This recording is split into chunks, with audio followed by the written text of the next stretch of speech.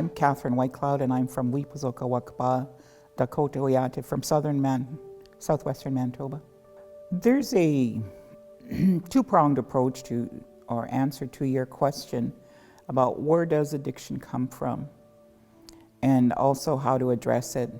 Addictions arise and result from unresolved trauma, whether it be intergenerational or whether it's first-generation trauma, that something has happened in the past that imbalances an individual, imbalances a family, and addictions creep in because what's happening is people are trying to take care of what's hurting them through means that cause them to be numb instead of addressing what the pain is or the imbalance is. And so it usually starts from something as simple as smoking, or I'm going to have a drink, a beer. And then it grows from there, though. When it becomes unresolved, it constantly grows to the point where it's pervasive and is part of their life every day. Then it starts impacting family, it starts impacting siblings and extended family. And when it reaches that point, it becomes a health and life issue, not only for the individual, but also for the family. And what we found in all of what I've learned, my family has learned, is that having grown up with a father who was an alcoholic due to his trauma that he experienced in residential school, and as well as the time he spent in the armed forces and being an active participant or in Second World War, that what he was dealing with was the trauma of being removed from family, but also what was inflicted on him during residential school. And from that, going straight into volunteering for service, and the trauma of what he did while he was in service in the war that went against everything he was taught as a child in his traditional upbringing, because my grandparents never spoke any English. They never went to residential schools. And everything that he was told to do and he was trained to do through the armed services, and basically from residential school too, because it's the same thing, went against the grain of everything he knew as a Dakota man and a Dakota individual about harming other people, about destroying things, the destruction he was a part of. And so when he came back from the war, and it started while he was in Europe, was the drinking of alcohol to numb the pain of the experience that they had while they were there in active battle. And it continued for a long time because he never addressed the trauma of what he experienced. He had nightmares every night, right through till the end of his life. But he did quit his addictions in the mid-60s because it was impacting family and it was impacting his children. And so he chose to quit, and he did. Then he buried himself in work, in providing a home for us, his family, as well as in the farm life, the ranch life that we led, which was work from 5 o'clock in the morning till you went to bed at night. And that was what life was for us as children growing up. So using that as an example of the experience that we had from addictions that impacted our family, and understanding when my father returned to ceremony, the reason for that. And it was a spiritual disconnect, and it was the harm that had been done to him that totally went against the grain of who he was as a Dakota person. All the teachings that he was raised with, all the spiritual understandings he was raised with, had to be set aside for what he had volunteered for in the armed services, but not only that, for how he was treated in residential school. The pain of that remained with him. until he went back to ceremony, and he was able to then seek that forgiveness that he was searching for, to seek that atoning for the damage he inflicted on others, which is one of our basic, very powerful teachings that we have, and it's often said lightly, but it's not to be taken lightly, is that, you've heard of the saying, what goes around comes around, but also what you do unto others will come back. And his primary goal in life after returning to ceremony was to atone for the damage he had contributed to, so that his children and grandchildren wouldn't have to carry that forward. Now, that's a powerful principle that we live by, hence why we are careful about our words and how we speak and the things that we allow to come out of our mouth through our words. Our words are so sacred. The most damage and pain you can inflict on somebody is with your words. Physical pain doesn't even match the damage that your words can do, because it goes right to the heart and soul of a person, the things that you say. So our young people today are stuck in that, and they're trapped in that, and including my generation, because of the experiences of our parents that were never voiced and that were never dealt with. And so it continues on without them even understanding why. It's an easy out to take a pill, or it's an easy out to drink that bottle rather than deal the pain, because the pain and the trauma that our people are experienced are horrendous. I find now amongst our people that the pain and trauma involves assault. A lot of them were sexual assaults inflicted on both male and females, which is the worst trauma you can inflict on somebody, to disrespect them, to dehumanize them. So that is a whole 1 or 2 generations of dehumanization that our young adults and those of my generation are still carrying, because it was never addressed.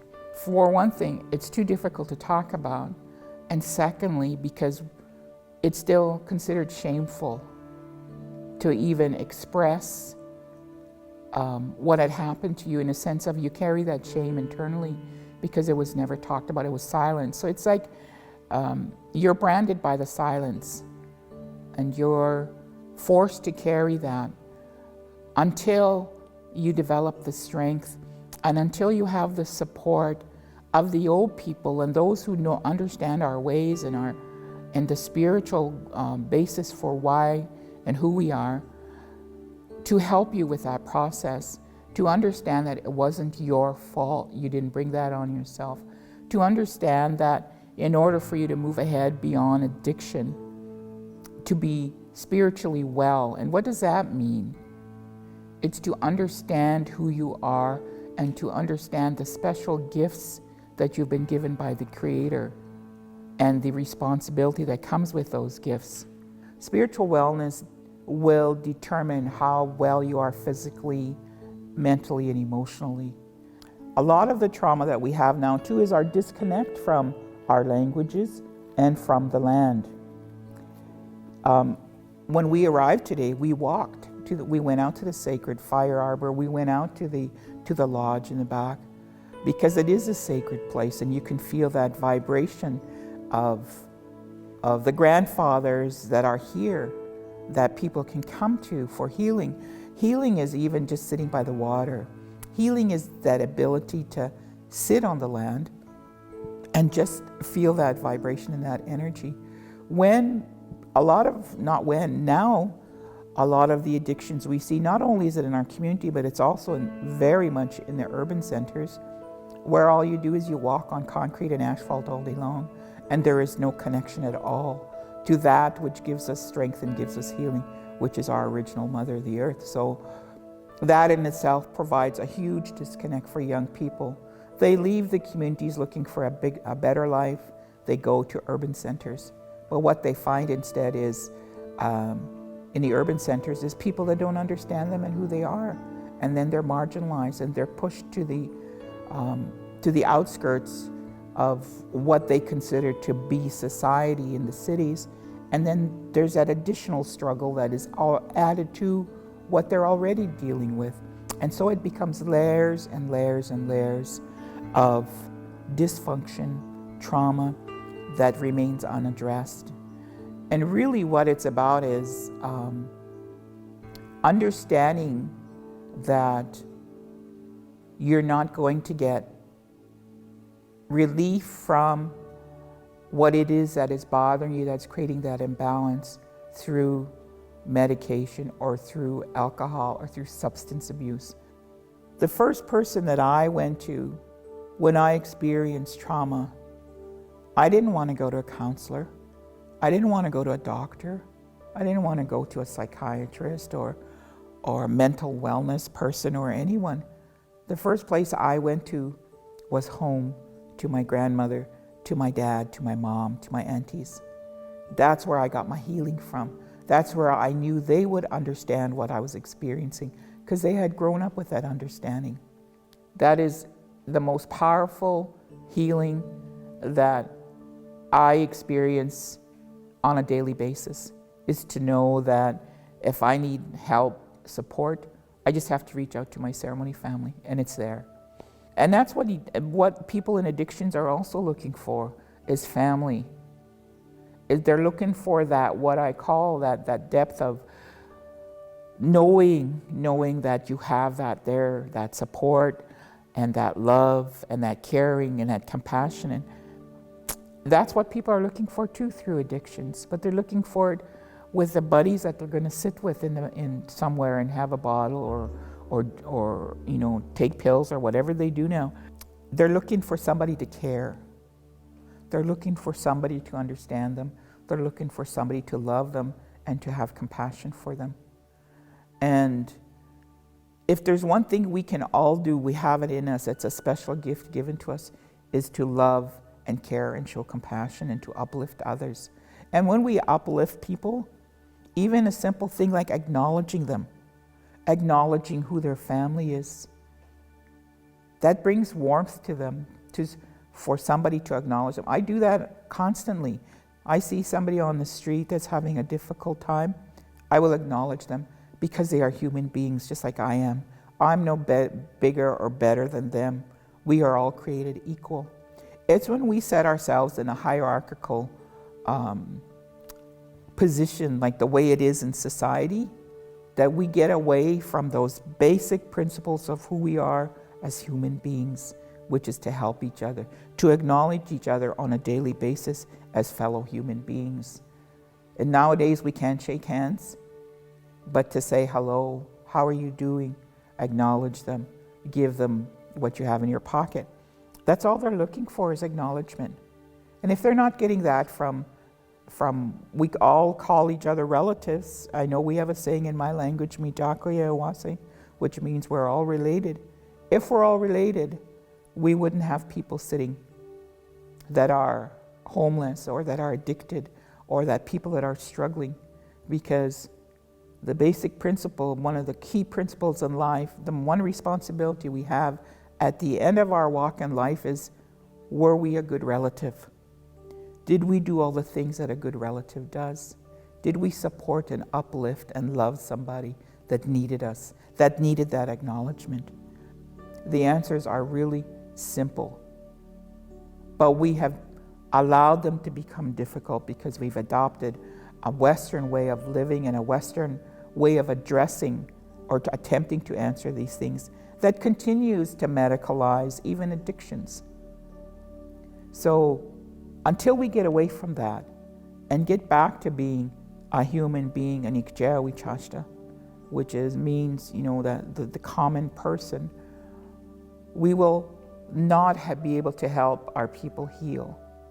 And that is one of the basic messages I know my colleagues talk about and that they advise, is to get back to the beginning. Go back to the beginning. First and foremost, we are a human being that was put here to live our 7 principles in life. And there's some people say there's 9, others say 12. It's all about being honest and respectful and compassionate and loving and helping, all those basic, simple human attributes that we all are given. We fall off of that once we let the outside influence us, just like children. Children, small children, love everybody and are kind to everybody and don't see color. They learn that from adults and from external influences. It's similar to what we're talking about here, addictions. That is a learned behavior. That doesn't come naturally. That is picked up along the way because something else inside is hurting. And our role, individuals, every individual, is to help that person with that hurt, with even the simplest of gestures that uplifts a person for the day. It's happened to me many times from strangers. How they don't realize how much they uplift me with a simple gesture or just a simple word.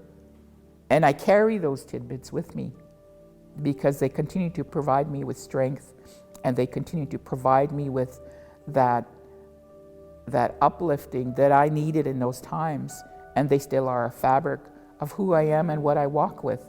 And that's what we do in ceremony too, is we gather all those things that help us. Those are our tools that help us in our walk, in our hoop in life. And we keep those to remind us, oh yes, that person helped me. Yes, this is what I earned. Yes, that person did this for me or said this for me, and it really helped me and helped my spirit. For our people, it requires getting to the what we used to call the soul, what we call spirit, and it's so difficult to explain it in English, that we acknowledge and recognize that we have a purpose and that we have a path to walk. When we don't know what we're here for, it's very easy to fall off the path of what our purpose in life is. And I'm really, really happy that young people are searching for that, and more are returning to those ways of learning about that. And it begins from simple things like coming to a lodge, becoming a fire keeper, helping, and that's how people learn, is to become helpers so that they can learn, because then they understand they have a bigger purpose in life than just walking as a machine, as one of our elders, one of our knowledge keepers said. If you don't have that spiritual balance, that spiritual part of your life, then you're just a machine that anybody can control. That's going to break down and fall apart just like our cars do and anything else that is mechanical. So as long as we walk a mechanical life, we're not fulfilling what it is we're here for to do. Those are the things that our people with addictions are looking for. That's what they need. Those are the simplest of things that address what we're talking about people that are hurting and the reason why they pick up or latch on to addictions. It's because they're not feeling loved and because they're carrying pain that hasn't been addressed. I'm going to share with you a profound teaching that our family was blessed with. I have two different terms. My kunshi was the grandmother that raised me by choice. I lived with her. That was my father's mother. My father was the only boy in the family, and his sisters and his mother loved him and respected him so much because he came back alive from the war, but also because he was a special gift as the only male. My grandmother was my mother's mother, who spoke English most of her life because she was adopted and raised by, I believe it was a Protestant pastor and his wife, from when she was sent to them to go to school and to live that life with them. And so she spoke English most of her life. She raised a large family. My mother was the youngest of her children. And she played the organ in the church right until she was 90 years old. She'd walk to church and play the organ.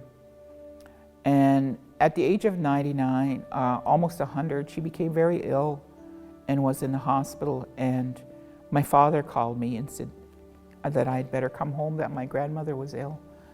And so I did. I rushed home and I rushed to the hospital. And where my mom and my aunts and uncles were and my cousins. And in the evening, my aunts and uncles, my mother left to go home and rest. And I was sitting in the hospital room with my two cousins, and they were singing church hymns, because Anglican church hymns. They were singing them in English, but they were also singing them in our language. And with just a Dakota translation of the English words, really. They were singing these hymns for my grandmother. And 3 o'clock in the morning, her eyes popped up. And we had been told that the doctors, the medical people had told us that she likely would not make it through the night, that, she was on her way. Her breathing was very shallow. It was her age, and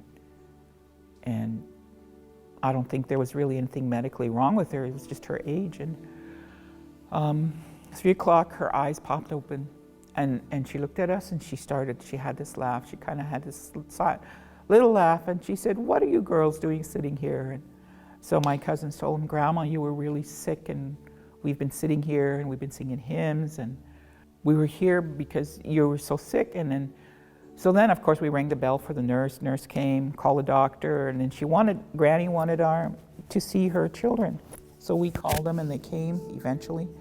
It took a couple of hours, but they came. In the meantime, we talked and we laughed with her. And my uncles and my aunts came. My mom didn't, but my uncles and aunts came, and my grandmother was sitting up on her bed. And then she told them, she said, I have something to tell you. She said, "I was on my way." She said, "I came to this water, it looked like a big river." And she said, "On the other side, I could see all my relatives, my family. And it's so beautiful. And they're so happy," she said. And I wanted to get there to be with my family. And she said, "But there was this bright light that was there in front of me, almost like it was over the water. And this bright light spoke to me. And it told me," she said, "that it wasn't time for me to come, that I had to go back and learn to be the Dakota Wia that I was made to be, that I hadn't fulfilled my role and my responsibilities as a Dakota Wia, being a Dakota woman, and that I had to go back, including speaking the language and all of those things that came with the language, all of our teachings within the language." And so she did. She came home. She came home back to the lodge. And it was coming up her 100th birthday that November. And we asked her what she wanted, which she had never done in her life before. And she said, "I want to have a feast for our people. I want to feed the people." And so we did. We prepared a feast, and we had an open community event for her. And she said, "And I want people to come and dance." And so we had the singers there, and we had people come and dance, and we had a big feast. And she gave away things. That was her way of beginning her walk in fulfilling what the Creator had sent her back to do. You have to fulfill your role as a Dakota Wia before you can come over here. And she was blessed with another 5 years of life to do as much of that as possible. And from then on, she spoke Dakota for most of the time.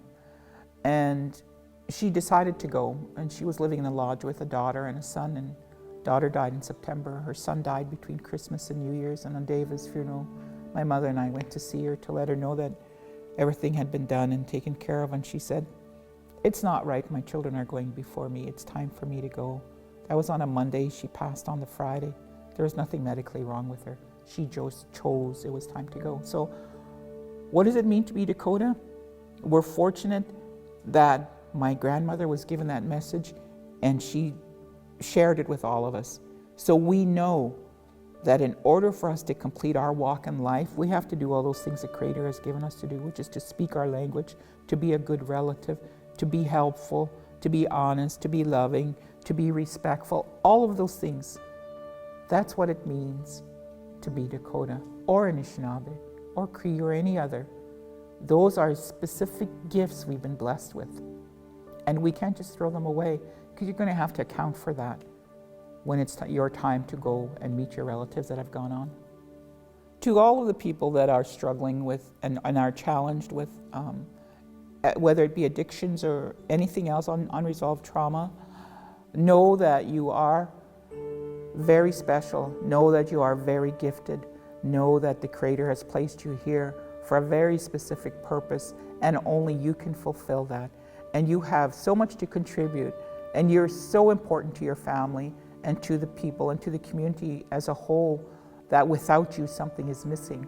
So understand that and find out what that is that you're supposed to be doing, because you weren't placed here just to do nothing. You're here for a very specific reason, and it's a beautiful reason, and it's a beautiful purpose.